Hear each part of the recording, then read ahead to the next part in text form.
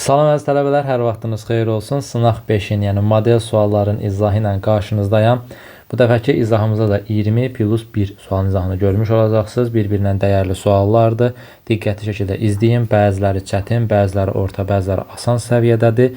Yəni imtahana düşmə ehtimalları çox olan suallardır. Və çalışdığım qədərilə kanalda olmayan sualları izah edirəm ki, hər dəfə bütün videolardan istifadə edəndə hər birindən yaxşı şəkildə yararlana biləsiniz. Siz isə izləyirsiniz, yaxşı-yaxşı bəyənirsiniz və daha çox tələbənin görməsi üçün də paylaşmağı unutmursunuz. İstəməsəz də paylaşmırsınız təbii ki. Deməli, başlayaq izahlarımıza. Birinci sualda deyir ki, qanun uyğunluğu müəyyən edin və sual əvəzinə uyğun variant seçin. Bura keçməmişdən qabaq bunun PDF-ini Telegram kanalından işləyin, sonra izləyin ki, daha yaxşı olmuş olsun. Zaten PDF-i daha öncə göndərirəm ki, işləyəsiniz, daha sonra da izahını eşitmiş olasınız. Deməli, qanun uyğunluq nədən ibarətdir? Buradakı verilən şəkillərə, şəkil ardıcıllığı sualıdırsa, ayrı-ayrı hissələrlə baxmalısan. İndi birinci hissə, bax, bu hissəni ayırsam, necədir? Üçüncü xəttədir, düzdür? Sonra bir addım qısaldı, ikinci xəttə düşdü. Sonra bir addım qısaldı, birinci xəttə düşdü. Və yaxud da ki, ilkin başdan bunu tutmasan belə, deyərsən ki, birinci buradadır, sonra 90 derəcə fırlandı belə, amma sonrası yoxdur axı bunun. Sonrası yox deyil, artıq o uzun xəttin o uzun olaraq davam eləmədiyini görmüş olursan. Deməli, üçüncü xəttə idi, sonra keçdi ikinci xəttə, sonra keçdi birinci xəttə. İndi artıq sıfırıncı xəttəyə bir anlayış yox deyə təkrar qayıdıb nə olmalıdır? Birdən qayıdır ikinci xəttə, qoy eyni rənglə davam edək. Sonra təzələnən ikinci xəttdən də qayıtmalıdır hara? Üçüncü xəttə. Yəni 3, 2, 1 azaldı, təzələn 1, 2, 3 deyə artmalıdır. Yəni növbəti şəkildə 3-cü xəttdə olmalıdır və uzun formada olmalıdır. D bəndində yoxdur deyə çıxıram. C bəndində yoxdur deyə çıxıram. Sonra ikinci xəttə baxsam, ikinci xəttə yaşınla baxaq. Bu hissəni görürsünüz. İkinci xəttədir, düzdür? 45 dərəcə fırlanma ilə bayaqki proses davam edir. 45 dərəcə aşağı fırlandı, geçdi üçüncü xəttə. Birinci xəttdən başlasaydı, birinci, ikinci, üçüncü davam eləyərdi. Bu dəfə ikinci xəttdən başladı, sonra keçdi 3-ə. Artıq 3-dən sonra xətt olmadan avtomatik qayıdır birinci xəttə. Yenə də yəni 45 dərəcə saat əqrəb istiqamətinin əksinə fırlandı. 45 dərəcə fırlandı əksinə və birinci dairədə tutmuş oldu. Yenə də növbəti isə keçəndə yenə 45 dərəcə fırlandı, düz dayandı. Eyni zamanda birincidən bir vahid böyüdü, ikinci xəttə, ikinci dairəyə gedib toxunmuş oldu. Növbəti isə də yenə 45 dərəcə hərəkət eləyib, 45 dərəcə gedib, üçüncü dairəyə toxunmalıdır. Çünki 45 dərəcə hərəkət elədikcə bir-bir artırdı axı. O da A bəndində yoxdur. B-də var, C-də var. Y-də var daha doğrusu. Qaldı bir dənə axırıncı. Axırıncısında isə bu göy xətti buradan silək bizi çaşdırmasın. Axırıncında isə xəttin uzanması proses davam eləmir. Sadəcə müəyyən dərəcə fırlanır. Müəyyən dərəcə fırlanır. Birincidə rombdur, ikincidə dairədir, üçüncüdə heç nə yoxdur. Təzədən birincidə rombdur, indi ikincidə dairə olmalıdır, düzdür? Dairə olmayan B bəndini çıxıb cavabı Y bəndi götürə bilərsən. Və yaxud da ki, onu tutmasan, onu görməsən, həmin hissəni belə eləyə bilərsən. Bu balaca hissəni görürsünüz. 135 dərəcə fırlansa, buranı silim ki, daha rahat görəsiniz. 135 dərəcə fırlansa, 135 dərəcə fırlanma nədir? 90 plus 45-dir. 90 dərəcə fırlansa gəlir düz dayanır, bir dənə də 45 fırlansa bu formada dayanmalıdır. Həqiqətən baxın, bu formada dayanıb. Yenə 45 bir də plus 90 fırlansa gəlib aşağıda dayanmalıdır. Görürsünüz, aşağıda dayanır, heç nə yoxdur. Yenə də 45 bir də 90 dərəcə fırlansa gəlib bu hissədə dayanmış olar. İndi mən də növbəti hissəyə keçəndə nə etməliyəm? Bir dəfə 90 dərəcə fırlatmalıyam, bir dəfə də 45. Və ya da ki, birinci 45 fırlatsam bura gəlsin, bir dəfə 90 fırlatsam bu formada dayanmalıdır mərkəzdə. Həqiqətən də mərkəzdə, yəni sağa baxan hissədə dayanır və dairə olmalı demişdik. Həqiqətən də dairəsi də var burada. Cavabımız olur. Bir də Y variantı. Çox da uzatmayaq. İkinci sual. İkinci sual hesab əməllərindən ehtimal məsələsinin qarışmış bir versiyasıdır. Ən birinci hesab əməlləri sualını necə həll edirsə o qayda ilə həll etmiş olacaq. Daha sonra variantları araşdıranda isə ehtimal hissəsinə keçid eləmiş olacaq. Birincisi ehtimaldan uzaq qalmaq şərti ilə sanki elə bilin hesab əməlləri sualını həll edirsiniz. Deməli, qayda olaraq demişdik ki, əgər eşidibsizsə nə yaxşı, eşitməyibsizsə indi eşidin. 3 dənə ədədin cəmindən həmin rəqəmlərdən biri cavab hissəsinə verilirsə, deməli yerdə qalan ikisinin cəmi həmişə 10-a bərabərdir. Yəni L plus K bərabərdir 10-a. Konkret olaraq qaydadır. Bu qaydada qeyri-adi bir şey deyil. Yəni əgər mən burada K-nın özünü burada görmək istəyirəmsə, bu ikisinin cəmi 0 ilə qutaran bir ədəd olmalıdır ki, K-ya neçə verirəmsə verim, gəlsin özü düşsün bura. Bu 20 ola bilməyəcəyinə görə, çünki fərqli 2 ədədin cəmi, 2 rəqəmin cəmi maksimum 17 eləyir, 9-dan 8. 20-yə gəlib çatmır ki, yox. O zaman mən bu ikisini 0 düşünməliyəm ki, sonu bitən 0-la bitən. Yəni 10 düşünməliyəm ki, K-ya 1 versəm 1 düşsün, 2 versəm 2 düşsün. Yoxsa L ilə K-nın cəmi hər hansı bir ondan başqa bir qiymət eləsə, heç vaxt bu K-nı gətirib burada özünü saxlaya bilməz. Çünki 0 ilə bitən bir ədəd olmalıdır ki, özü gəlib düşmüş olsun aşağı hissəyə. Yəni LK cəminin 10 olduğunu bildik. İndi keçirəm nəyə? 3 dənə ə-nin cəminin i-yə bərabər olduğunu qeyd edir. Buradan i-ni araşdıra bilərəm. Mən buradan deyirəm ki, i 1 deyil. Çünki i ya 1 ola bilər, ya da 2 ola bilər. Yəni 1000 neçə yüz ola bilər, ya da 2000 neçə yüz ola bilər. Niyə desəz 3 olmaz? Sübut edeyim. Sən bura 999'ları qoysan belə ki, mümkün deyil. Amma ən yüksək 3 rəqəmləri qoysan belə, bu gəlir 2997 eləyir. Çatmır 3000-ə. Yəni heç vaxt 3 ala bilməz o. Ya 1 ala bilər, ya 2. 1 ala bilməyəcək hissəni də sübut elə ki, niyə almaz? Əgər mən bura 1 qoysam, fikir verin, LK cəmi 10 eləyir daxil. Hər hansı bir qiymət versə belə 10 neçə edəcəkdir. Düzdür, 1 yadda qalacaq. O hansı ədəddir ki, mən 3 dənəsini vurum həmin ədədə. Üstünə 1 yəni 1 ilə bitirsin. Yəni bu 0 ilə bitən bir ədəd olmalıdır. 3-ün neçəyə vuran da 0 ilə bitir ki, elə bir qiymət var yox. 1-ə, 2-yə, 3-ə, 4-ə, ta 9-a qədər. Hansı qiymətə vurursansa vur, orada mümkün deyil ki, 0 ilə bitən bir qiymət alsın, sən də üstünə 1 gələsən. Bu isə alınmadığına görə, deməli mən 100% qənaətə gəlirəm ki, i-nin qiyməti 2-dir. Yəni cavabımız 2000 neçə yüzdürsə. Əgər i-nin qiyməti 2-dirsə, ə-nin ala biləcəyi yeganə qiymət var. O da 7 qiymətidir. Çünki 7 qiymətindən başqa sonu 1 ilə bitən bir hissə yoxdur ki, 3-ü misal üçün nə isə həmin ədədə vuranda, 3-ü həmin ədədə vuranda sonu 1 ilə qutarsın, 1 də yadda qalsın, 22 eləsin, 2 eləsin daha doğrusu. O da yalnız və yalnız 7 qiymətindədir ki, 7 verdik və bir də yadda qalmaqla 22 hissəsini tamamlamış olduq. İndi gəlirik hansı hissəyə? Gəlirik bax bu hissəyə. Mən bilirəm ki, 7, 7, 7, 22, bir də yadda 22, 2 yazıram, 2 yadda qalır, düzdür? Yəni, L üzərinə gəl, L üzərinə gəl, T üzərinə gəl, 2 bərabərdir nəyə? T-yə. Yəni, bax, bu hissədəki L, L, T, yadda qalan bir də 2-nin üzərinə gələndə nə almalıyam? T ilə bitən bir ədəd almalıyam. Mən bilirəm ki, burada 20, yəni 2 ilə başlayırsa, bu deməli 20 neçəsi eləməlidir da. Bunun başqa variantı varmı? Yoxdur başqa variantı. Niyə yoxdur? Çünki L-ləri 4-4 versən, 10 neçəsi eləyəcək də bu. 10 T-nin qiyməti nə olsa gəlib üstə düşəcək. Axı burada 10 neçə, 1000 neçə yüz deyil, 2000 neçə yüzdür. 2000 neçə yüz olduğuna görə 100% bilirəm ki, L-in qiyməti 9-dur. Niyə bunu fikirləşirəm? Çünki L, bir də 2-nin cəmi 0 ilə bitən bir ədəd eləməlidir. Niyə 0 ilə bitən? Çünki buradakı T özü rahatlıqla sağ tərəfə düşə bilsin deyə. Yəni bu özü olması üçün həmişə yadda saxlayın. Sonra 0 ilə bitən ədədlər olmalıdır. Burada LK cəmi necə 0 olmalı idi ki, K gəlsin oraya düşsün. Bu da eyni məsələdir. Sadəcə burada 10 cəmini düşünmürsən. Niyə 10 cəmini düşünmürsən? Çünki burada 2 yazılıbdır. Qarşısına 2 yazılıbdır. Yəni bayaq deməyin ki, müəllim bəs demirdi ki, digər ikisinin cəmi həmişə neçə eləməlidir? 10 eləməlidir. Yəni burada həmin qaydanı deyirik. Amma bu ikisinin cəmindən sən oxşar hərflər ayrı, digər hərflər ayrı. Yəni mən burada L ilə L-in cəminin 2 dənə eyni ədədin cəminin 20 olması məsələsini yadda qalmamaq şərti ilə deyirdim. Yadda qalmamaq şərti ilə. Çünki bu birinci başlanğıc hissədə yadda hissə qalmır axı. Yadda qalmamaqla heç vaxt 20-yə sata bilməzsən. Eyni zamanda burada da əgər əvvəlcədən yadda heç nə qalmasaydı, əsla və əsla gedib 20-yə sata bilməzdim. Yəni o fikir beyninizi qarışdırmasın. Yadda qalmaq məsələsinə görə maksimum qiymətlər 9-9-u verəndə 2 də yadda qalanda gəlib 20-yə çata bilir. Bunu nəzərə alın. Deməli 9, 9, 2, 18 T-nin qiyməti neçədir bilmirəm. Çünki istənilən qiyməti verə bilərəm. L oldu neçə? 9. L oldu 9. L oldu 9. L 9 onda K olur 1. Çünki K plus L cəmi 10'a bərabər idi. L də oldu 1. K da oldu, daha doğrusu K da oldu 1. L də 9. T-nin qiyməti tapılmaz. Zaten tapılmamalıdır. Çünki ehtimal hissəmiz elə oradan çıxmış olur. I-nin qiymətini bir başqa cür tapdıq. L-in qiymətini bir başqa cür tapdıq. Ə-nin qiymətini bir başqa versiya ilə tapdıq. Yəni hərəsinin özünə məxsus xüsusiyyətləri ilə tapmış olduq. Burada T-nin ala biləcəyi qiymətlər hansılardır? 0 ala bilməz. Çünki 0 ilə başlayan bir ədəd yoxdur.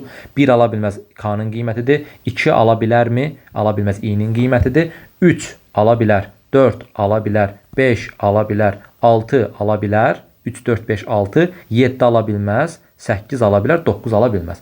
Deməli T burada 3 də alar, 4 də alar, 5 də alar, 6 da alar, 8 də alar. Bu sənin hesab əməllərinə aid olan hissəsinin həlli.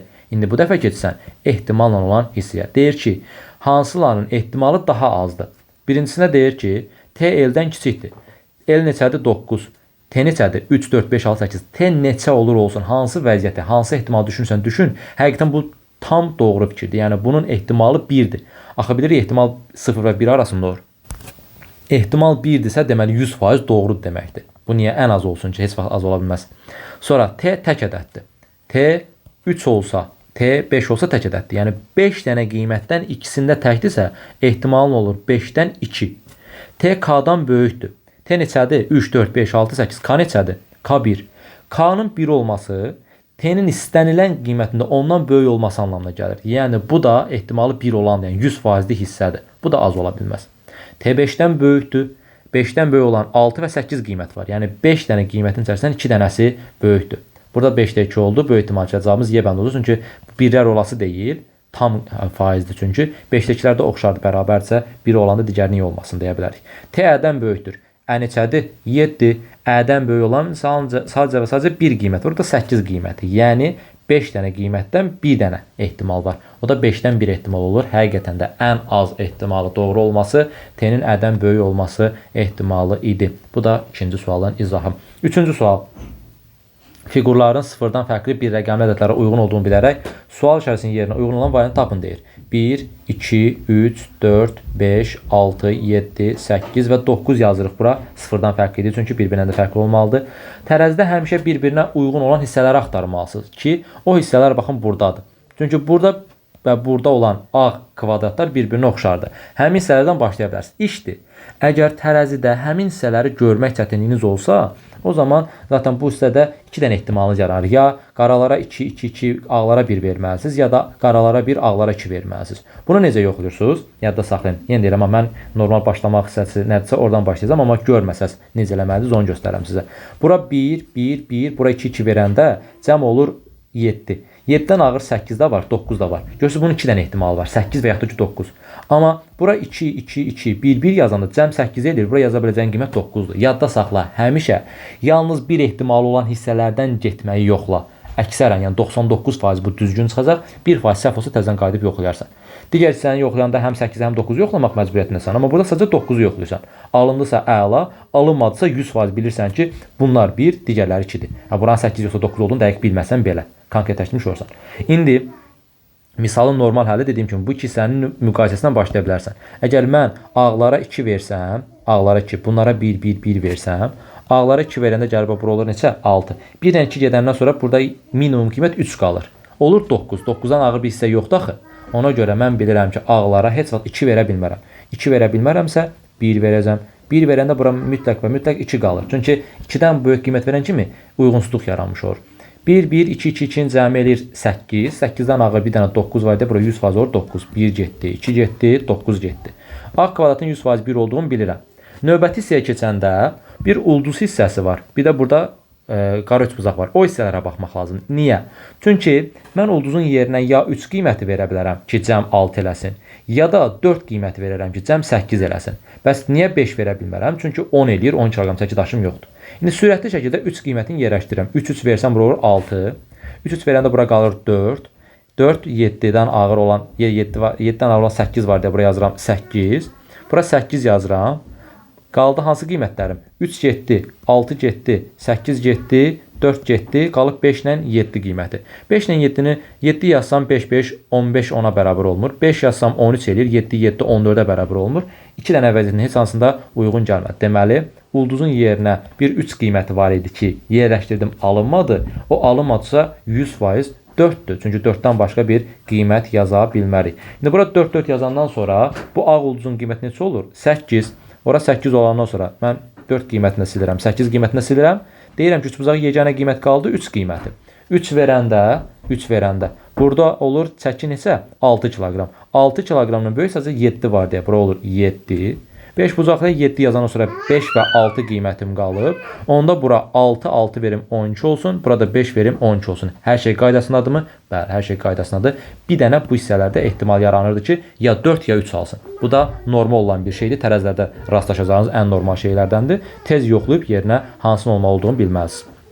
Həməkçədən yuxarı qiymətlərdən başlayın. Deməli, bura ulduza 4 verdim. Ağ 8-dir. Bu 5-dir. Sonra bu 7-dir. Ağ dairə hardadır? 6-dır. Üçbucaq neçədir? 3-dür. 12, 17, 10, 6 çıxdım 4, 3 çıxdım 1 elədi. Cavabımız oldu A variantı. Bu da belə. Təkrarlamalı bir hissə yoxdur deyə keçirəm 4-cü sualı. Dördüncü sual da maraqlı, eyni zamanda çətin suallardan idi. Niyə çətin? Çünki ilk dəfədir görə bilərsiniz. O baxımdan dövlət qulluğuna da düşüb hətta. Amma görürsünüz, magistrin model sualların içərisində də bu sınıq xəttlərlə bağlı test veribsə, deməli, ixtiyarı da var ki, gəlsin salsın nəyə? Qəbula. Bununla da bağlı bir izahı eşidin, başa düşün ki, qarşınıza sınıq xəttlə bağlı sual düşəndə rahatlıqla yaza biləsiniz. İndi deyir ki, burada qaydaları mənimsəmək lazımdır. Qara kvadratlarla bağlı qayda var, boz kvadratlarla bağlı bir qayda var. Nə deyir? Deyir ki, verilmiş şəklin üzərində yalnız sətir və sütun üzərində keçən, özü ilə kəsişməyən, yəni bax bu sətir və yaxud da ki, sütundan keçsin, diaqonal keçid ola bilməz. Bunu nəzərdə saxlayın. Sonra bütün qara və boz xanaları birləşdirən, yəni bu hissələrin hamısı bir-biri ilə birləşməlidir və qapalı bir sınıq xətt yaranmalıdır. İndi özünüz görəcəksiniz. Çünki öz deyir zaten qapalı sınıq xətt. Qapalı nədir? Yəni hamısı bir-birinə birləşdirən olsa, birdən belə bir sanki belə bir fiqur alınacaq. Qapalı, açıq qalası deyil. Xətt boz xanalardan düz keçməli. Lakin ya əvvəlki ya da sonrakı ya da ki, hər ikisinə 90 dərəcə dönməlidir. Bu nə deməkdir? Yəni sən heç vaxt bu bozun içərisində dönmə eləyə bilməzsən. Qayda buna icazə vermir. Sən düz xəttlə keçməlisən. Ya belə, ya belə, ya bu formada, ya bu formada, ya bu formada keçməlisən. Dediyim kimi 90 dərəcəlik dönmələrə icazə vermir. Amma buradan düz xəttlə keçəndən sonra ya bu əvvəldən dönməsi olmalıdır, ya da boz xətti keçəndən sonra keçədə bir dönmə olmalıdır. Mütləqdir bu. Dönməni də yadda saxlayırsınız. Daha sonra qara xəttlə bağlı nə deyir? 90 dərəcə dönməli, lakin nə əvvəlki, nə də sonraki xanada dönməməlidir. Yəni 90 dərəcənin içərisində, qaranın içərisində daha doğrusu 90 dərəcə dönməlidir. O 90 dərəcə hissədən sonra, bax, qaradan sonraki ilk hissədə dönə bilməz. Qaradan sonraki ilk hissədə bax, burada dönə bilməz. Özü deyir ki, nə əvvəlki, nə də sonraki xanalarda dönməməlidir. Bunları dərk edəndən sonra ki, başa düşəndən sonra qara nə etməlidir, boz nə etməlidir, kəsişməməlidir. Bunları başa düşəndən sonra başlamalıyıq nəyə? Bir mövqedən xəttlərimizi çəkməyə. Ya da sən həmişə küncdən başlayın. Çünki küncdən başlamağınız şərtlərdən biri odur ki, mən bilirəm ki, 90 dərəcə bir kəsin nədir bu dönmə olmalıdır burada axıra bər. Yəni buradan gəlib dönəsi deyil ki, göydən düşəsi deyil ki. Deməli buradan başlayır. Deməli aşağı gəlirəm, buradan da sağa gedirəm. Birinci baxaq sağ tərəfimizə. Mən deyirdim ki, qaradan sonra birinci xanada dönmə olmaz. Yəni buradan aşağı dönə bilmərəm, düzdür? Yenə düz davam eləməliyəm qaraya kimi. Qaraya gəlib çatan kimi qarada 100% 90 dərəcəlik dönmə olmalıdır. Dönmə olmalı deyə düşürəm aşağıya. Birinci xanada əl vurmuram, keçirəm ikinci xanaya. İkinci xanaya çatanda dönə bilərəm. Döndüm, gəldim hara? Boza. Bozun içərisinə dönə bilərəm? Xeyr. Ona görə bozun içərisindən düz keçirəm. Bozun içərisindən düz keçirəm və dönmürəm. Niyə? Çünki bozdan əvvəl bir dönmə işarəsi var. Olmasaydı məcburi mən dönməli idim. Amma var deyə dönmürəm. Yəni qaraya qədər düz gedirəm. Qaraya çatdım. Nə etməliyəm? 90 dərəcə dönməliyəm. Döndüm. Birinci xanaya dönmə işarəsi olmaz deyə keçirəm ikinciyə. İkincidən də heç nə eləməyə də bilərəm. Keçirəm nəyə? Boz xəttə. Boza çatanda mən dönmə yerinə yetirə bilmərəm. Axı deyir ki, olmaz. Ona görə nə edirəm? Buradan da düz gedirəm aşağıya. Gəldim bu hissəyə. Bozun ya əvvəlində, ya da sonrasında dönmə olmalıydı. Düzdür? Əvvəlində dönmə olmadığına görə avtomatik sonra keçən kimi nə etməliyəm? Mən burada dönməliyəm. Dönürəm, gəlirəm bax bu hissəyə. Dönüb bu hissəyə gələndə yuxarı qalxa bilərəm. Sonra yuxarı qalxan kimi nə etməliyəm? Buradan dönməliyəm. Artıq bu boz qalır bu hissədə. Və yaxud da ki, buradan gəlib boza çatsam, bu iki dənəsi qalır. Ona görə səbirli oluram. Bu hissədə hələ ki saxlayıram oranı. Deməli, bax buradan yuxarıya qalxmıram. Bəlkə düz getməliyəm. İndi onu da yoxlamaq üçün səbir olub digər hissənin davamını gətirmək istəyirəm. Qayıdıram bu xəttə. Bura heç baxmamışdı, düzdür? Oradan aşağı düşsəm, qaraya çatan kimi bilirəm ki, qara məni nə edirdi? 90 dərəcə döndərirdi. Onu da dönürəm bura. Birinci xanada heç bir əməliyyat yerinə yetirə bilmərəm. Keçirəm ikinciyə. İkincidə də heç nə eləmirəm. Çünki boza düz gedə bilərəm. Bozu keçən kimi ya əvvəlində, ya sonunda dönmə olmalıydı axı bunun. Əvvəlində yoxdur deyə mütləq ki, nə etməliyəm? Sonunda dönmə əməliyyatı eləməliyəm. Düşürəm aşağıya. Düşdüm aşağı, qaraya çatdım. Qaraya çatanda nə etməliyəm? Qaraya çatanda dönməliyəm 90 dərəcəlik. Təbii ki, bu tərəfə də dönə bilərəm, amma bu sağ tərəfə niyə gedim ki? Gedib axı o xəttlə kəsişəcək. Birincidə heç nə bilmirəmsə, ikinciyə keçən kimi artıq kəsişmə olur. Deməli, 100% bilirəm ki, sola dönməliyəm. Bura keçməmişdən qabaq, mən bilirəm ki, bozlardan düz xətt keçməlidir. Düzdür? Düz xətti mən bu formada düşünə bilmərəm. Niyə? Çünki düz xəttin ya əvvəlində, ya sonunda bir dönməsi olmalıdır. Bu keçib sonra dönəsi deyil ki, yer var, keçsin dönsün. Yox. Və yaxud da ki, öz içində dönə bilərmi? Yox. Niyə? Çünki boz icazə vermir içərisində dönmə olsun. Ona görə buradakı xəttlər 100% bilirəm ki, bu formada olmalıdır. Və bunlar da bu formada döngə ilə birləşməlidirlər. Həm əvvəlində olsun deyə bir problem yaranmasın deyə. Bu xətti bununla birləşdirirəm, bu xətti bununla birləşdirirəm. Olur nə? Qapalı sınıq xəttlərin birləşməsi. Baxın, görürsünüz bax bu hissələr. Bu hissə qapalı bir hissədir da.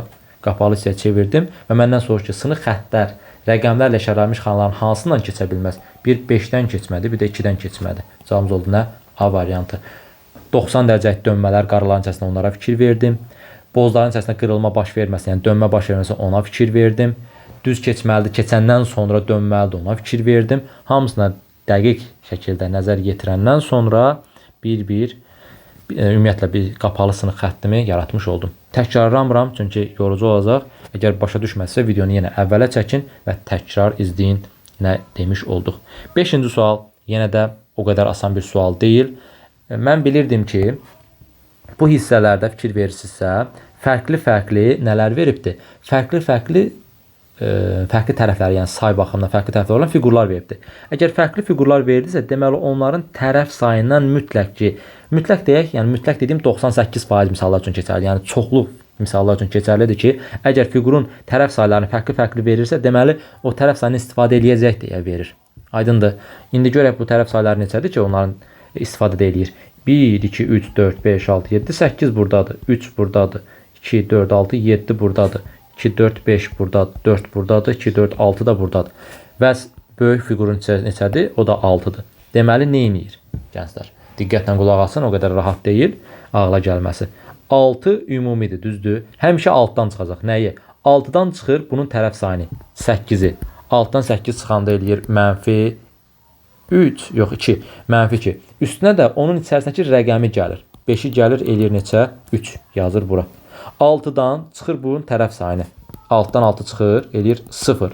Üstünə gəlir onun içərisində yazılan rəqəmi 8-i. Alır dairənin içərisindəki 8-i. Və yaxud da ki, yenə 6 tərəfdir. Bunun 5 tərəfi var. 6-dan çıxır 5-i, eləyir 1. Üzərinə gəlir onun içərisində yazılan rəqəmi 3-ü, eləyir 4. Və yaxud da ki, 6-dan çıxır bu 7-ni, çünki 7 tərəfi daxil. 6-dan 7 çıxanda eləyir mənfi 1. Üstünə bunun içərisində yazılan rəqəmi 2-ni gəlir, eləyir neçə? 1.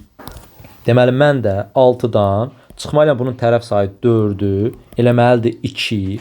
Üzərinə gəlməliyəm onun içərisində yazılan qiyməti, yəni 7-ni. O deyir 9, cavabımız olur nə?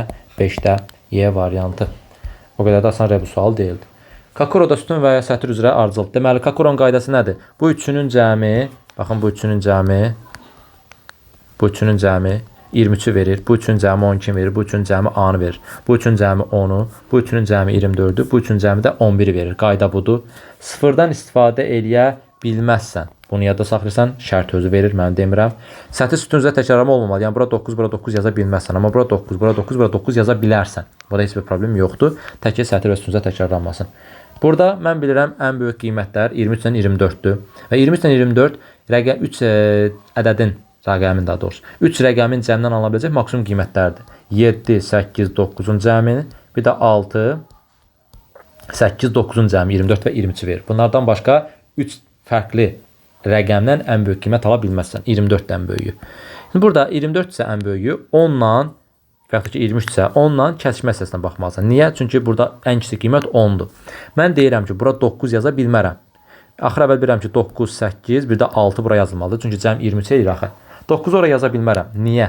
Çünki 9-u buraya yazanda 10 cəmini yaratmaq üçün 1 sıfıra ehtiyacım var. 1 və 0. 0 axı istifadə edə bilməzsən. 8 bəs necə? Onda 10 cəmini almaq üçün 2 qalır. Ya 2 0 yazmalısan, alınmaz, 0 olmaz. Ya da 1 1 yazmalısan, o da 1-in təkrarlanması deməkdir. Bu da olmaz. Deməli, 8 də yaza bilməsən. Buraya yaza biləcəyin yeganə qiymət 100% olur, nə? 6. Qaldı 8 və 9 qiymətləri. Söhbət bu sütundan gedir. Mən deyirəm ki, bura 9 yaza bilmərəm. Niyə? Çünki 2 və 0 ya da ki 1 1 lazımdır ki, cəm 11-ə tamamlansın. O da mümkün olmadığına görə 9 yox. Bura yazılmalıdır 9, bura yazılmalıdır neçə? 8. İndi həqiqətən də 6, 9, 8-in cəmi 23 eləyirmi o tərəfdən? Bəli, 23 eləyir. Deməli, 23 elədisə, keçirəm bu 24 olan hissəyə. 24 cəmini yaratmaq üçün mənə nə lazımdır? 8 və 9, 7 və 8 daha doğrusu, düzdür? Mən əgər bura 8-i, bura 7-ni yazsam, cəmin 12 olması üçün 5 lazımdır. O 5-i 1, 4, 4, 1, 2, 3, 3, 2 hissəsindən yarada bilərəm. Gördünüz, 4 dənə ehtimal çıxdı ortaya. Axı dedik ki, tərəzilər mövzusunda demişdik bunu sualını izah edəndə. Həmişə sənə ehtimalı az verən hissəni birinci yoxla. Ona görə 7-ni bu tərəfə, 8-i bu tərəfə verirəm. Onda 12-yə tamamlamaq üçün 2 zədən ehtimalın olur. Ya 1-3 ya 3-1. Mən deyirəm ki, 3-ü bura, 1-i bura yaza bilmərəm. Niyə? Çünki 3, 8 elə 11 eləyir. Bəs növbətçiyə nə yazım? 0. Olmaz axı. Ona görə 100% 3-ü bura yazsan, 1-i də bura yazırsan. Bitdi. 3, 6, 9 eləyir. 1 cəmi gəlsin, 10-u versin deyə 1 yazırsan. 8, 1, 10, 9 eləyir. 2 də yazsan ki, cəlsin neçələsin? 11 eləmiş olsun. İndi istəyirsən sətr üzrə yoxla, istəyirsən sütun üzrə yoxla. Cəmlərdə heç bir problem yoxdur. Bu A-nın da hissəsinə 100% neçə düşür? 10 düşür. Çünki verməmişdi, mən tapmış oldum. A-nı əvvəlcədən versəydi, ehtimal hissəsi heç qalmırdı. 100% tapırdın. Amma indi A orada verildiyinə görə biraz 7-8 qiymətlərində şübhəli qaldığım hissələr oldu. Ona görə nə etdim? Birinci 7 və 8 formasına verdim. 8-i bura yazdım. Niyə? Çünki 3 və 1 ehtimalı bizdən az idi, yəni ehtimalı yoxlamaq. Ona görə ən bəri başdan o ehtimalı az olan hissəni yoxlamağınız məsləhətlidir. E-nin qiyməti oldu 2, L-in qiyməti oldu 8, cəmləri 10. Cavab B. Keçdik 7-ci suala. Hərflərin sırası pozulmuş 5 sözdən 4-ü müəyyən əməliyyata görə oxşardır. A bəndi santimetr, B bəndi millimetr, C bəndi kilometr, D bəndi manometr, Biri M ilə başlayır, biri N ilə, nanometr. Manometr cihazdır, nanometr isə ölçü vahididir. Ölçü vahidi, yəni santimetr, metr, desimetr, necə ölçü vahididirsə, nanometr də 2^-9. Bu da ölçü vahididir. Manometr isə cihazdır. Bunu yadda saxlayın. Cihazdır. Deməli, burada daha doğrusu Y bəndi yox, cavabımız olaraq D variantı. Manometr. Çünki santimetr, millimetr, kilometr, nanometr ölçü vahidləridir. Manometr isə cihazdır. Cavabımız olur D bəndi. Gəldik 8-ci suala. Şəkildəki A, B, C, D, E, F şəhərlərinin yerləşməsi verilmişdir. C şəhəri A şəhərinin cənubunda, D-nin isə qərbindədir. Deməli, gəlin onu özümüz hələ ki müəyyənləşdirək bir ağ vərəqin üzərində. Ondan sonra 1, 2, 3, 4, 5, 6-ya yerləşdirək. Çünki elə 6 dənə şəhərin yerini özü verirdi burada. İndi C şəhəri deyir ki, bax C şəhəri A şəhərinin cənubunda. Bura keçməmişdən qabaq sizə öyrədim. Ya konkret olaraq yadda saxlayın. Bura yazıram şimal, bura yazıram şərq, bura yazıram cənub nə idi? Qərb, burada yazıram cənub. Yadda saxlayın bunu. Yuxarı şimal, aşağı cənub. Sağ şərq, sol qərb. Bəzən tələbələrindən biri soruşmuşum, müəllim, bəlkə mən başqa istiqamətdən baxıram xəritəyə, onda dəyişir istiqamətlər. Bəli, haqlıdır. Haqlısınız o baxımdan fikirləşməkdə. Amma yadda saxlayın, mətnin məntiqi dəlilli suallarında ekrana baxırsan, bax indi görürsən ekranı düzdür. Yuxarını şimal, aşağını cənub, sağını şərq, solunu qərb götürmək konkret bir qaydadır. Da onda bu tip sualları həll etmək mümkün olmazdı ki, mən bu tərəfdən baxım, sən o tərəfdən bax, o biri dünyanın o birisi tərəfindən baxsın. Mümkün deyil elə bir şeylərin baxmağın. Çünki istiqamət onda həqiqətən dəyişir. Yəni konkret bir qayda kimi yadda saxlayın. Yuxarı şimal, aşağı cənub, sağ şərq, sol qərb. Bunu yazandan sonra indi deyir ki, C şəhəri A şəhərinin cənubundadır. A-nın cənubundadırsa A-nı buraya yazmalıyam ki, onun cənubunda, yəni aşağı hissəsində nə olsun? C olsun. D-nin isə qərbindədir. D-nin isə qərbindədirsə, D-ni də buraya yazsan ki, D-nin qərbinə də nə düşsün? C düşmüş olsun. Deməli, C A-nın həqiqətən cənubuna düşdü, D-nin də qərbinə düşmüş oldu. Sonra nə yazır?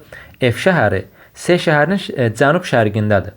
Cənub şərqi nədir? Baxın, C-nin cənubu buradır, şərqi də buradır. Deməli, gətirib F şəhərini də buraya yazmalısan ki, F nə olsun? C-nin cənub şərqində olsun. Cənub şərq. Görürsünüz? Cənub şərq. Aşağı və sağa. Cənub şərqinə F yazdım. Y-nin isə şərqindədir. Y-nin isə şərqindədirsə, Y-ni də buraya yazmalısan ki, Y-nin şərqinə nə düşsün? C düşmüş olsun. Burada yazmış olduq C-ni. A getdi, C getdi, D getdi, F getdisə, gətirəm, yerləşdirəm yerinə, fikir verin. Çox aydın görsəniz ki, hara yerləşdirməlisən. A-nı bura, Y-ni bura, C-ni bura, D-ni bura, F-i də bura qeyd eləməlisən.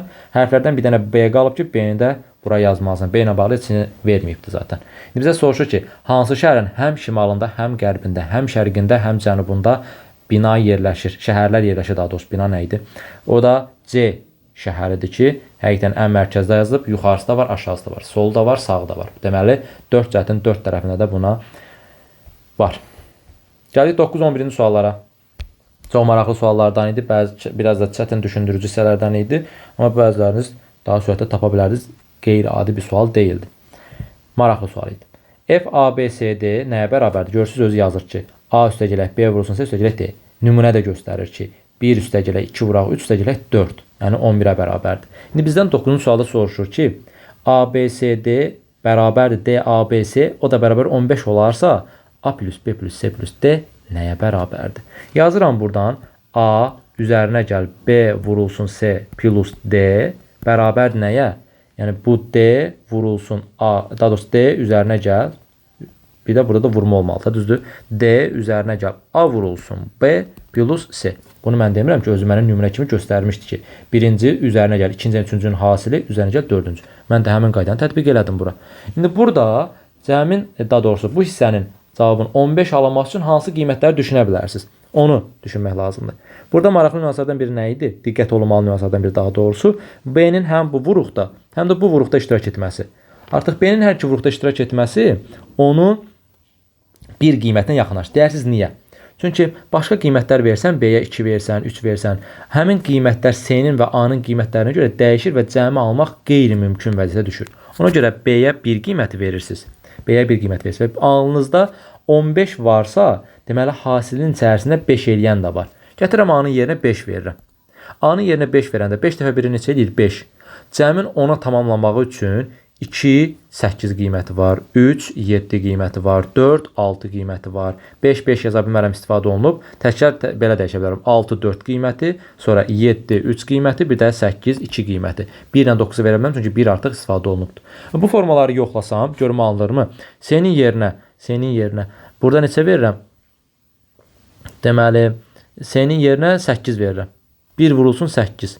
A-nın qiyməti neçə olur həmin vaxtı? A-nın qiyməti 5 olur. 8, üstünə 5 gəldim, 13, D-nin qiyməti neçə olur? 2 olur. Həqiqətən də baxın, yenə 8 vurur, 8 eləyir, 5-lə 2-nin cəmi 7, cəmi elədi neçə? 15. Buradakı cəmi neçə elədi? 15. Deməli, doğrudur. Başqa qiyməti qoysan, məsəl üçün, B-nin yerinə yenə 1 verirsən, indi ikinci qiymətləri yoxlayıram, baxın burada. B-nin yerinə 1 versən, yenə A-nın yerinə 5 versən. B1, A5 elə bir hamısında sabitdir. A-nın yerinə 5 versən, D ilə C-nin qiyməti dəyişir də sanki. 4 ilə 6. Bura 6 verirsən, C-nin qiymətini 6, D-yə də 4 verirsən. Bir dəfə 6, 6 eləyir. Üstünə 5 gəndə, 11 üstünə 4 gəndə neçə eləyir? 15. Bu da 15 elədi, bu da 15 elədi. Yəni, istəyirsən bu qiyməti yoxla, istəyirsən bu qiyməti, istəyirsən bu qiyməti, istəyirsən bu qiyməti. Hansı qiyməti yoxlayırsansa yoxla, hamısında 15 cavabını almış olacaqsan. Buradan bəs hərəsində bir cəm alınır? Yox. Hamısında da cəm eynidir. Fikir verin. 2, 5, 1, 8-in cəmi eləyir 16. Və yaxud da ki, 3, 5, 1, 7-nin cəmi eləyir 16. 4, 5, 1-in cəmi eləyir 16. 6, 5, 1, 4 cəmi eləyir 16. Yəni, burada B1, A, deməli, B1, A-da 5 qiymətləri sabitdir. Bunu niyə dedim? Həll qaydası əsasında öyrəndim. Konkret bir qayda falan deyil. Həll eləyəndə zaten görsənir. Hansı qiyməti qoyursansa qoyur. 7-də qalan 7, 3, 8, 2, 6, 4, 4, 6, 3, 7, 2, 8 hamısında 15 cavabını alırsan. Bizdən isə ABCD cəmini soruşur ki, hansı qiyməti qoyursansa qoy, o şərti ödəyən cəmləri 16-nı vermiş olur. Gəldik 10-cu suala. FABCD bərabərdir 3 şərtini ödəyən. Baxın, A vurulsun, yenə vurulsun deyirəm. A üstə gəlsin, B vurulsun, C üzərinə gəl, D bərabərdir 3 deyir. Və məndən soruşur ki, bu şərti ödəyən neçə müxtəlif ABCD qiyməti var? Mən bilirəm ki, A-ya 1, B-yə, D-yə 2 versəm, cəm 3 eləyər. Deməli, bu hasil nə olmalıdır? 0 olmalıdır ki, cəm 3 qalsın da, düzdür. O zaman C-yə 0 versəm, B-yə 1 verə bilmərəm. Çünki təkrarlar 2 verə bilmərəm. Amma 3, 4, 5, 6, 7, 8, 9 qiymətlər verə bilərəmmi? 3 versəm yenə 0-dır, 4 versəm 9-a qədər hansı qiyməti verirsənsə ver, hasil 0 eləyir. 1 ilə 2-nin cəmi 3 eləyirmi? Eləyir. Neçə üsul çıxdı buradan? 1, 2, 3, 4, 5, 6, 7 dənə üsul buradan çıxdı. Üzərinə gəl. Bəlkə bununla C ilə B-nin yerini dəyişim. C bu olsun, B bu olsun. Yenə də 7 üsul da buradan çıxır. Bəlkə A-ya 2 verim, D-yə 1 verim. 7 üsul da buradan çıxır. Bəlkə yenə A2, D1 olanda B bu olsun, C bu olsun. 7 üsul da buradan çıxır. Yəni 4 dənə dəyişmə variantı var da. A-ya 2 verim, D-yə 1 verim, 2 vəziyyət oradan çıxır. A-ya 1 verim, D-yə 2 verim, 2 vəziyyət oradan çıxır. Hər vəziyyətdə də 7 dənə düzülüş ortaya çıxmış olur ki, onlar cəmsən edir neçə? 28. Ümidvaram ki, hamısından başa düşürsünüz. Bir-bir yazmaq təbii ki, vaxt aparan bir şeydir. Göstərdim zaten. B qiyməti 3, 4, 5, 6, 7, 8, 9 hansını versən ver, hasili 0-a vuranda 0 eləyir də zaten. Əsas məsələ 2 ilə 1-in cəmidir. 7 üsul burada yaranır. Sonra 1, 2 qiyməti versən 7 üsul da burada yaranır. Daha sonra 2 1 qiymətində bunların yerini dəyişdirsən. Bu dəfə B-yə 0, bunlara 3 4 5 6 7 8 9 versən, bir dəfə də yenə 1 2 qiymətində, 1 2 qiymətində bu B0 olur, digərləri 3 4 5 6 7 8 9 olur. Yəni hər vəziyyətdə də 7 7 7 7 düzüş olduğuna görə ümumi 28 müxtəlif ədəd var deməkdir burada. İndi ədədlərdən birini düzəldəsi olsaq, misal üçün nə dedim? Bura 1 dedim, bura 0 dedim, bura 3 dedim, bura da 2 dedim. Düzdür? Misal üçün olur ədədim 1032. Və yaxud da ki, bura bəlkə 1, bura 0, bura 4, bura 2-dir. Onda olur ədədim 1042. Bəlkə 1052, bəlkə 1062. Bunun hamısını bir-bir niyə yazaq ki? 7 7 7 4 dəfə 7 28 elədi da. Bir də sonuncu FABCD 13 şərtini ödəyən, yəni A plus B vurulsun C üzərinə gəl D bərabər nəyə? Deyir 13-ə bərabərdir. Əgər 13-ə bərabərdirsə, onda ən böyük və ən kiçik qiymətləri necə taparam? ABCD ədədinin ən böyük hissəsini tap deyirsə, normal olaraq A-ya neçə verməliyəm? 9 verməliyəm. Düzdürmü? 9 verdimsə, ən böyük qiymətdən söhbət gedirsə, onluq hissəsinə də daha böyük qiymət verməsən. Yəni 9-dan daha böyük qiymət nədir? 9-dan sonraki böyük qiymətdən, yəni 8. Amma bilirəm ki, 9-un üstə 8-dən gedib 17-yə çıxır, 13-ə çıxmır. Ona görə bu hasilini nə etməliyəm? 0 eləməliyəm ki, heç bir təsiri olmasın. 9-un üstünə 0 gələndə 9 eləyir, üstünə də 4 gələndə 13 eləyir. Deməli, bu ifadədən ala biləcəyim ən böyük qiymət 9804-dür. Bunu silirəm. Ən kiçik qiymətdən söhbət gedirsə, deməli, A-ya ən kiçik qiymət 1 verməliyəm və onun əsasına tamamlamalıyam. Onda B-yə ən kiçik qiymət 2-ni verməliyəm. 1-dən sonraki ən kiçik qiymət 2-dir. Onda 2-nin yerinə sonra davamını 13-ə çatdırmaq üçün 3 verərəmmi? Bəli. C-yə 3 də verə bilərəm. Çünki 2 dəfə üçün 6 eləyər. Üstünə 1 gəlirəm 7 eləyər. Bura neçə qalar? 6 qalar. Deməli 1236 da bu 4 dənə ədəddən yarada biləcəm ən kiçik qiymətdir. 9804 ən böyük qiymətdir. 1236 da ən kiçik qiymətdir. Onları çıxmaq lazımdır. 14-dən 6 çıxsam 8. Daha sonra 9-dan 3 çıxsam 6. 7-dən 2 çıxsam 5. 9-dan 1 çıxsam 8. Deməli 8568 burada alacağım fərqdir. 8568 bu açıq sualdır, bəli. Yazıram bura 8568. Ümidvaram ki, başa düşdünüz. Böyük qiymət axtaranda həmişə yüzlüklər hissəsinə, minliklər hissəsinə ən böyük qiymət verirsən. Bax, minliklər hissəsinə 9 verdim. Yüzlüklər hissəsinə 8 verdim, amma 7 verə bilmərəm ki, bura. Bir şərt var da həm də. 7 versən, 8 dəfə 7 gedir, 56 gedir. Cəm 13 verməlidir orada. Vermir, alınmır. Ona görə bu şərti ödəyə bilən qiymət verirsən. Bu onluqlar hissəsinə, minliklər hissəsinə də doğrusu, minlik və yüzlük hissəsinə böyük qiymət verdim, kifayət eləyir. 0 verib onu azaldırsan, yuxarıda neçə qarşısa D-nin qiymətini yazmış olsan. Ən kiçik qiymət deyəndə isə minlik hissəsinə 1 verirsən, yüzlük hissəsinə 2 verirsən, onluq hissəsinə 3 verirsən ki, görüm alınırmı? Həqiqətən də alındığına görə 1236 ədəd də buradan düzəlmiş oldu. Bu da bizim oldu 11-ci sualımız. Gəldik 12-ci suala. Rebuslar mövzusuna aid yenə bir sualdır. Deməli, 7 ilə 3-dən 58 alıb. Necə? 7-nin kvadratı 49, 3-ün kvadratı 9. Toplasa 58. 6-nın kvadratı 36, 8-in kvadratı 64. Toplasa 100. 5-in kvadratı 25, x-in kvadratı neçə olsun ki, toplayanda 74 eləsin. 74-dən 25 çıxsan 49 eləyir. Bu olsun 7, 2, 7-nin kvadratı 49, üstünə 25 gəlim eləsin 74. X 7 olandan sonra bəs digərləri necə tapır? Çox sadə. 7-nin 6-ın cəmi 13, 6-ın 5-in cəmi 11, 3-ün 8-in cəmi 11 eləyirsə, 8-in 7-in cəmi 15 eləyir. Cavabımız olur x 7, y 15, yəni B variantı. Keçdik 13-cü suala. Çox qəşəng və maraqlı suallardan biri idi. Ümidvaram ki, işləyibsiz. İşləməyibsə belə izahını eşidirsinizsə dayandırın. Özünüz bir düşünün bu sualı. Ondan sonra çox xoşuma gəldi bu sual. Dedim sizlər də işləyin və öyrənmiş olun. Bir dəfə pilləkəndən 40 səhifəsi olan bir qəribə dəftər tapdılar. Yəni bu misalın biraz maraq qatmaq üçün verən cümlədə heç bir aidiyyəti yoxdur. Onun səhifələrində aşağıdakı fikirlər yazılmışdı. Bir dəftərdə düz 1 dənə yanlış var. Bu dəftərdə düz 2 dənə yanlış var. 3 dənə yanlış var. Ta düz gedir axıra qədər bu fikirlər. Bu dəftərdə düz 40 dənə yanlış var. Fikir var fikrinə qədər gedir bu. Yəni bu ortada 4, 5, 6, 7, 8, 9, 11 ta 40-a qədər yazılıb ədədlər. Hamısını yazmır. Deyək ki, aşağıdakilərdən hansı mütləq doğrudur? Bu dəftərdə doğru fikir yoxdur. Bir yanlış fikir var, 40 dənə yanlış fikir var, 39 dənə yanlış fikir var, o 3 dənə yanlış fikir var. Bu sualın cavabını tapın görək nədir? Mən deyim sizə, bu sualın cavabı D variantıdır. Ay müəllim, niyə deyirsinizsə, gəlin sizə sübut edeyim. Bu şəxs 39-cu cümlədə, 39-cu dəfə deyir ki, bu dəftərdə düz 39 dənə yanlış fikir var. Yanlış fikir var. Bax, bu fikir doğru fikirdir. Bura yazıram, bu doğru fikirdir. Niyə? Əgər bu 39 dənə yanlış fikir var fikri, qulaq asına qarışdırmayın beyninizdə. 39 dənə yanlış fikir var fikri doğrudursa, yerdə həqiqətən də 1-dən 138-ə qədər 38 dənə, bir də bu 39 dənə yanlış olur da. Bəs burada nə yazmışdı? Yazmışdı ki, bu dəftərdə düz 39 dənə yanlış fikir var. Həqiqətən düz deyir da.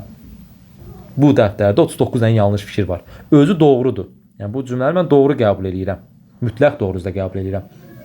Onu mütləq doğru qəbul edəndə həqiqətən də özü doğru olduğuna görə yerdə 39 dənə yanlış qalmış olur. Və bu cümlədə təsdiqlənir ki, bu dəftərdə düz 39 dənə yanlış fikir var. Fikri doğru fikirdir. Yerdə həqiqətən 39-u qalmış olur. Bu 40 dənəsi sizi çaşdıra bilər. Əksər tələbəni çaşdıra bilər ki, müəllim, bu dəftərdə düz 40 dənə yanlış var fikri niyə düz olmasın ki? Baxın, mən əgər onu düz düşünsəm, nədə yazıb burada? Bu dəftərdə qız nə idi? Düz 40 dənə yanlış fikir var. Düz 40 dənə yanlış fikir varsa, mən bunu nə qəbul elədim? Bunu doğru qəbul elədim axı. Bunu mütləq doğru qəbul edimsə 40 dənə yanlış qalmır axı orada. 39 dənə yanlış qalmış olur orada. Bunu yanlış fikir qəbul edirsən, onda yenə də fikrini mütləq doğru olan hissəsindən səhv eləmiş olursan. Yəni heç cürə 40 dənə yanlış var fikir var. Fikrini sən doğru qəbul edə bilməzsən. Dediyim kimi, bu 40 dənə yanlış fikir var fikrini doğru qəbul eləsən, onda bu çıxır kənara, yerdə qalır 39 dənə. İndi bu deyir 40 dənə yanlış var, sən deyirsən 39-u qaldı. Bu nətər olur? Mümkün deyil. Amma 39 dənə yanlış var fikri doğru fikirdir. Yəni 39 dənə yanlış var deyəndə həmin fikri mən doğru qəbul edirəm. Yəni 39-cu fikrini doğru qəbul edirəm və həqiqətən də orada 39 dənə yanlış fikir olmuş olur. Cavabımız olur D variantı. Biraz qarışıqdır. Beyninizi qarışdırıb sual altına sala bilər, amma daha dərindən dərk edəndən sonra anlayacaqsınız ki, niyə budur.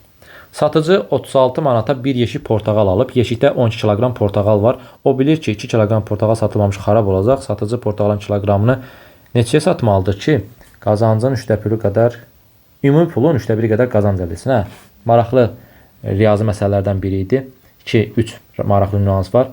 36 manata bir yeşik portağal alıb. Yeşikdə 12 kiloqram varsa 36-dan bölsən 12-yə görün 1 kiloqram nə qədərdir? 3 manatdır. Düzdür. O bilir ki, 2 kiloqram portağal satılmamış xarab olacaq. Yəni 12-dən 2-ni çıxırsan, bunun əlində qalacaq nə? 10 kiloqram portağal. Satıcı portağalın kiloqramını neçəyə satmalıdır ki, verdiyi ümumi pul neçədir? 36 manat. 3/1 qədər qazanc əldə etsin. 36-nın 3/1-ni tapırsan, eləyir 12 manat. Qazanc əldə etsin dediyinə görə 36-nın üzərinə 12 gəlməlisən. Çünki 36 bunun maya dəyəridir. Onun 3/1 qədər də qazancı olmalıdır. 36-nın üstünə 12 gəlsən eləyir 48. Yəni bu şəxs 48 manat əldə eləməlidir. Axı mən bilirdim ki, onun 2 kiloqram portağalı xarab olub. Yerdə nə qədər qalıb? 10 kiloqram. Bu o anlama gəlir ki, sən 10 kiloqramlıq portağaldan 48 manat əldə eləməlisən.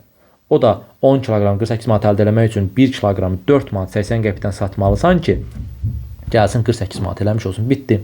Yəni burada heç bu 36-ı 12-yə bölmək də ehtiyac yox idi. 12-dən 2 çıxmalıdır. Çünki 2 kiloqram xarab olacaqdı. 10 kiloqram qalır.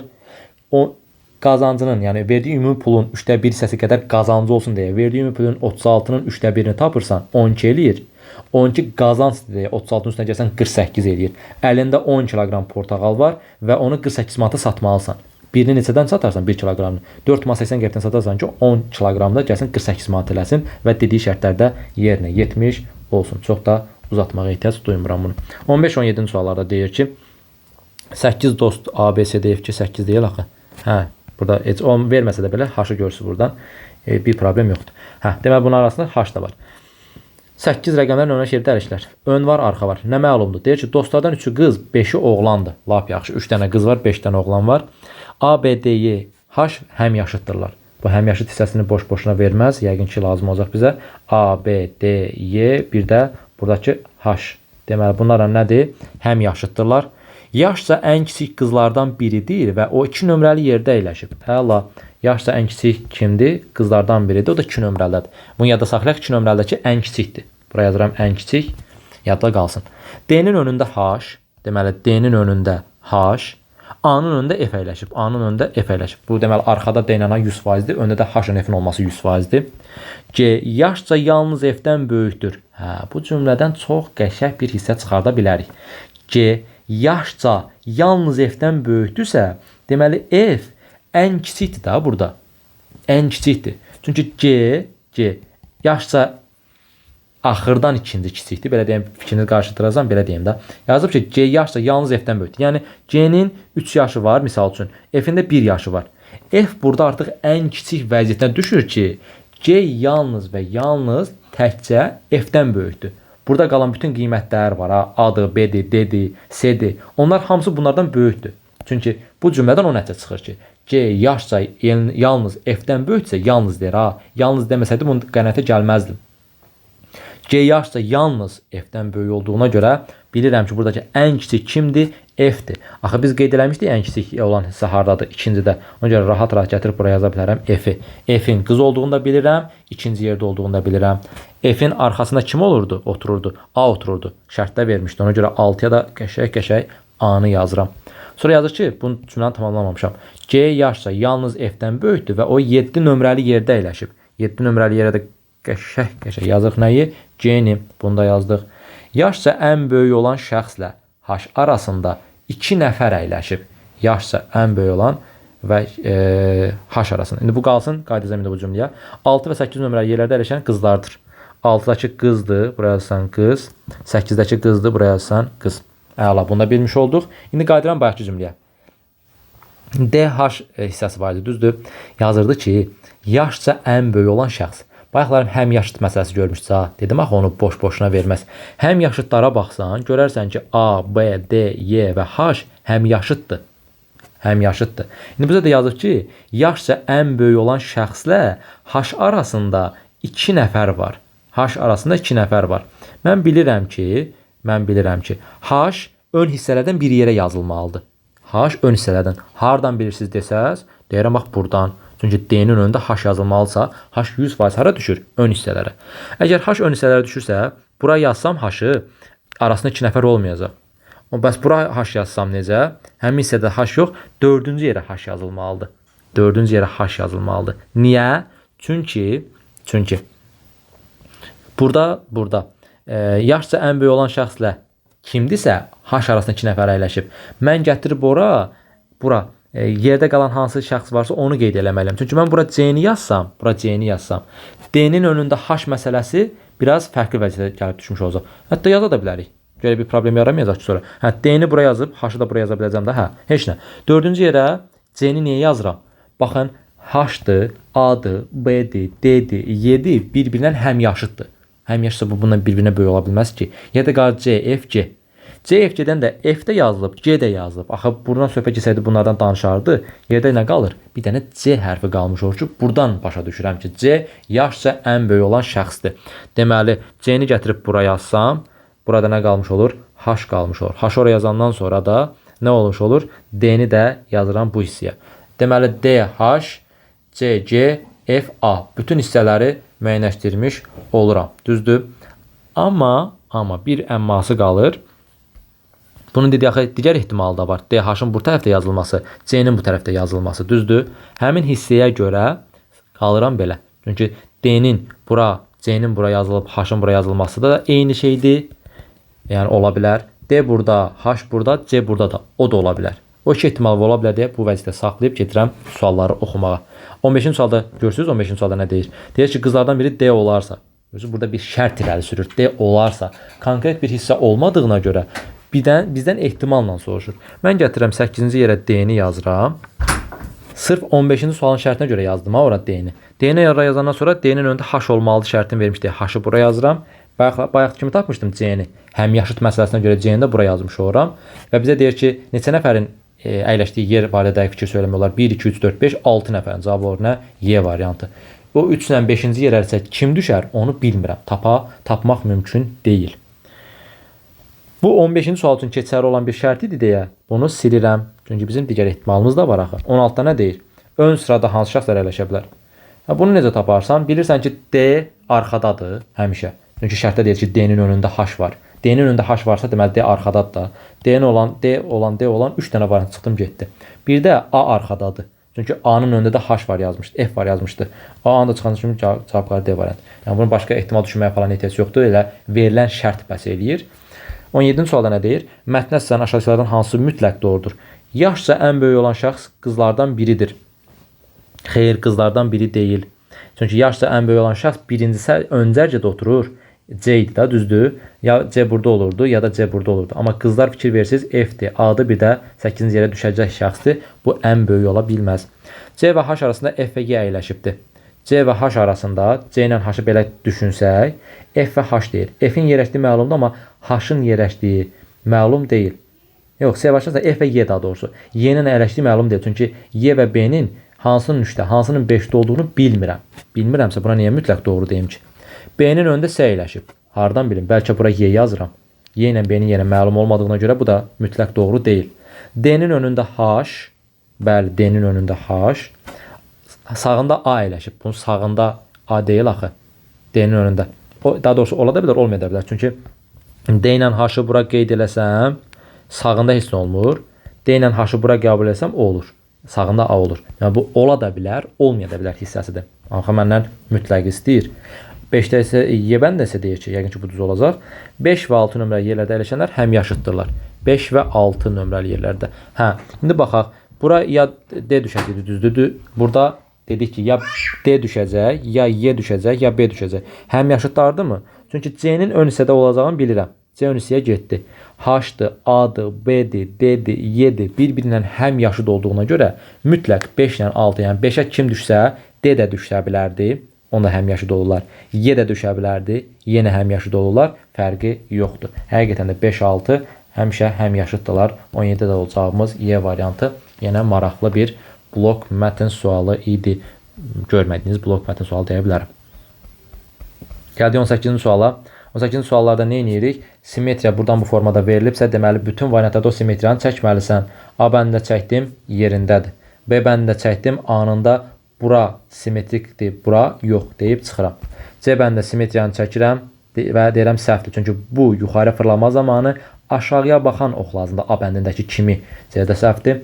Y bəndində buradan çəkən kimi deyirəm simmetriya pozulub, simmetriklik yoxdur, getdi. D bəndə açıq-aşkar görsənir ki, yoxdur, getdi. Mən heç şəkili açmağa cəhd belə eləmədim. Bir dənə axırıncıdan əvvəlki hissəni yoxladım və A bəndinin simmetriyasının olduğunu gördüm. Digərlərinin olmadığını gördüm. Cavab alır nə? A variantı. Yəni şəkil açmağa görürsünüz, gərək qalmadı. Verilmiş 1-4 rəqəmlərdə aşağıdakı variantlarda verilmiş hərf kombinasiyalarının birinə uyğundur. 1452 ədədi hansı variantə uyğundur? Şifrələr olsun, biraz cədvəl formasına salıb ki, güya yeni fərqli sualdır. Bəzi tələbələr var axı. Onun sualı görən ki, vay da fərqli sual tipi var deyib qasırlar üstümüzə. Şifrələr mövzuda normal bildiyin üstün bax. Burada nə var? 2 təkdir. 1 ilə 1 oxşardır, 5 ilə 5 oxşardır. Hərflərə baxın, K ilə K, M ilə M oxşardır. Tək olan nədir? L. Tək olan nədir? 2. Deməli, tək olan 2 isə 100% L, M, L, K şifrəsi buraya yazılmalıdır. 2 oldu L. Harada 2 varsa ora L yaz. Yazdım. Harada 5 varsa ora K yaz. Yazdım. Harada 1 varsa ora M yaz. Yazdım. KL, ML şifrəsi çıxdı ortaya, getdi. ML ilə başlayan ST var. Yazdım bura ST. MTKL getdi. LMLK getmişdi. Bir də qalmışdı KLMT. Burada yazdık bura. 1452 istəyir. 1452 hardadır? Burada. MTKL. MTKL isə B variantındadır. Bu da oldu 19-cu sualımız. 20-ci sualımız kub sualıdır. Təbii ki, qəbulların vazgeçilməz sualı. Bu tip sual görəndə nə etməliydik? Mütləq şəkildə bir-birinə oxşar üzləri varsa onları aydınlaşdırmalıydıq və qarşı üz mövqeyinə qoymalıydıq. Yoxdursa da bir-bir yoxlamalıydıq variantları. İndi iki variantı müqayisə eləyəndə görüm elə hissələr varmı? Hə, şəkillərə görəm 2 dənə ağ üz vardı ya, o risklidir o hissəni eləmək. Çünki hansı ağdan söhbət getdiyini bilmək olmur deyə bizim ixtiyarımız yoxdur. Bu hissə ilə bu hissəni də heç yoxlamaq ixtiyarımız yoxdur. Çünki səhvliyə yol verə bilərik. Oxşar üzlər var. Bütün üzlər fərqli olsaydı bu açılışda çox rahatlıqla ikisini götürüb müqayisə eləyərdik. Bu oxşardır deyə silirəm, bu oxşar deyə silirəm. Yerdə qalan nə olurdu? Qarşı üz olurdu, düzdür? Amma indi açılışda 2 dənə oxşar üz var deyə ona risk eləyə bilmərəm. Bir-bir yoxlayacağım. İndi tutaq ki, A bəndində bu hissəni yoxlamaq istəyirəm. Altı bucaqlının üstündə ağ, sağında da dairə olsun. Altı bucaqlının üstündə ağ olması üçün bu ağı kəsib gətirirəm bu hissəyə. Onlar burada, düzdür? Sadəcə ağ hissədə bunu kəsib gətirin, bəli. Ağ hissə burada. Tərsdən baxaram. Altı bucaqlının üstündə ağ olanda sağında ağ varmı? Tərsdən baxıram, soluna düşür. Bu olmadı. Bəlkə bunu gətirim. Bunu gətirsəm ağ hissəni bura. Onda qarşı üz mövqeyində olmuş olur. A bəndi yarada bilmədim. Çünki altıbucaqlının üstündə ağ olanda, altıbucaqlının üstündə ağ olanda sağında dairə düşmür. B bəndini yoxlayıram. Bu düz olsaydı digərini yoxlayırdım, digərini yoxlayırdım. Onlarda səhv olsaydı yaxşı, səhv çıxacaqdı variant, olmasaydı düz götürəcəkdim. A bəndi ümumiyyətlə birincidən alınmadı. B bəndini yoxlayıram. Altıbucaqlının üstündə ağ olsun. Buradan sağda da dairə. Buradan durub baxın. Altıbucaqlının üstündə ağ, sağında da dairə varmı? Bəli, var. Bu doğrudur. Daha sonra bu birinci şəkil uğurla keçdi, belə deyək. İkinci şəkil nədir? Kvadratın üstündə altıbucaqlı olsun. Onda altıbucaqlını çeviririk bura. Altıbucaqlar da buradadır. Kvadratın üstündə altıbucaqlı, sağında ağ. Bu ağı kəsib bura yapışdırsan, həqiqətən də buradan da baxsan, kvadratın üstündə altıbucaqlı, sağında da ağ hissə var. İkinci də bu şəklin üzərində oldu və uğurla keçdi. Üçüncü deyir, ağ dairənin üstündə qara dairə, sağında ağ. Deməli, onu burada fırlarsan bura, gəlir bura. Və buradan baxırsan, ağ dairənin üstündən qara dairə, sağında da ağ varmı? Var. Cavabımız olur nə? B variantı. Məsəl üçün C bəndini mən yoxlayım. Niyə olmaz? D ilə Y-də qalsın sizin öz öhdənizə. C bəndində. İndi birinci şəkli yoxlayıram. Altıbucaqlının üstündə ağ olsun, sağında da dairə. Altıbucaqlının üstündə ağ olması üçün altıbucaqlını kəsib buraya yapışdırıram, düzdür? Altıbucaqlını kəsdik, yapışdırdıq bu hissəyə. İndi altıbucaqlının üstündə ağ olsun, tərsdən baxmayalım. Altıbucaqlının üstündə ağ olanda, bunu da çevirəm bura, sağ tərəfində varmı dairə? Var. Deməli, birinci şəkil C bəndinə uyğun gəldi. Keçirəm ikinci şəklə. Kvadratın üstündə altıbucaqlı axtarmağa. Axı, kvadratla altıbucaqlını burada qarşıüz mövqeyində verib. Bu ola bilməz. C bəndə belə səhv oldu. Deyini yeni də dediyim kimi özünüz yoxlamış olursunuz. 21-ci sual dediyimiz, yəni 20+1 ulduzlu sualımız olur həmişə. Bunun izahını isə Orxan Həsənli Instagram kanalında keçid edib izləyə bilərsiniz. Yəni orada izləyənlər keçid edib bu 20 sualı izləyir. YouTube'da qarşısına çıxanlar isə keçid edib orada bu sualı izləmiş olur. Çox maraqlı həll qaydası var. Ehtimalla bağlı olan hissədir.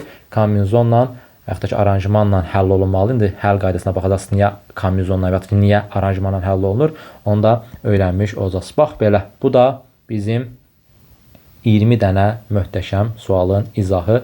Bir-birinə dəyərli suallar var idi. Kub sualları, 2 dənə blok mətin sualları, sonra hətta 3 dənə blok mətin sualları. Tərəzi sualının özü, Kakuro, çətin rebus sualı, çətin bir sınıq xətt cədvəl oyunlarına bağlı bir sual, sınıq xətt cədvəl oyunlarına aid edilir. Eyni zamanda ehtimalla hesab əməllərinin birləşmiş bir sualı və s. və s. Yenə də sizin üçün faydalı ola biləcək sualları seçib və izahını verməyə çalışacağım. Siz isə qəşəng bunu Telegram kanalından götürüb işləyirsiniz, ondan sonra da izahlarına baxırsınız. Bəyənirsiniz, yoldaşlarınızdan da ötürürsünüz ki, onlar da bu sualları görmüş olsun, faydalanmış olsun və imtahanda qarşına çıxanda rahat-rahat həll eləmiş olsun. Növbəti izahlarda görüşmə ümidi ilə özünüzə yaxşı baxın, sağ olun, hələlik.